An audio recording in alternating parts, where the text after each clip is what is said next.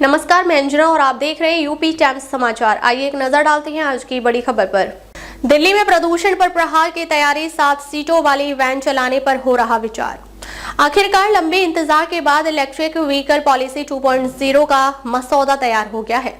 मुख्यमंत्री रेखा गुप्ता ने गुरुवार को ई व्हीकल नीति पर अंतिम चर्चा के लिए ग्रुप ऑफ मिनिस्टर्स की बैठक बुलाई है। उस पर चर्चा के बाद इस पर जनता समेत अन्य स्टेक होल्डर्स से सुझाव लेने के लिए सार्वजनिक किया जाएगा। इस पर फोकस है। ई व्हीकल पॉलिसी सूत्रों की माने तो ई व्हीकल पॉलिसी 2.0 में इस बार बैटरी रिसाइकलिंग, बड़े पैमाने पर चार्जिंग इंफ्रास्ट्रक्चर और लास्ट माइल कनेक्टिविटी के लिए ई रिक्शा से आगे के विकल्पों पर फोकस है। अधिकारियों ने कहा कि सरकार 7 यात्रियों और 1 ड्राइवर की क्षमता वाली छोटी ईवी वैन से ग्रामीण सेवा जैसे मॉडल की संभावनाओं पर विचार कर रही है। अधिकारियों के मुताबिक ई व्हीकल पॉलिसी 2.0 को नए साल से लागू किया जा सकता है। मौजूदा नीति 31 दिसंबर को खत्म हो रही है। दिल्ली में पहली ईवी पॉलिसी अगस्त 2020 में 3 साल के लिए लागू हुई थी। उसके बाद से लगातार उसी पॉलिसी को एक्सटेंड किया जा रहा है। इसका असर यह हुआ कि ईवी के खरीद में उम्मीद के मुताबिक कम बढ़ोतरी हुई है। इसलिए सीएम ने बीते दिनों कैबिनेट मंत्री आशीष सूद की अध्यक्षता में एक कमेटी बनाई थी। अब उस कमेटी ने ड्राफ्ट मसौदा तैयार कर लिया है।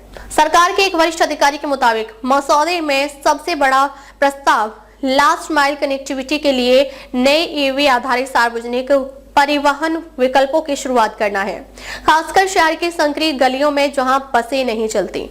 अधिकारियों ने कहा कि सरकार 7 यात्रियों और 1 ड्राइवर की क्षमता वाली छोटी ईवी वैन के माध्यम से ग्रामीण सेवा जैसे मॉडल की संभावनाओं पर विचार कर रही है।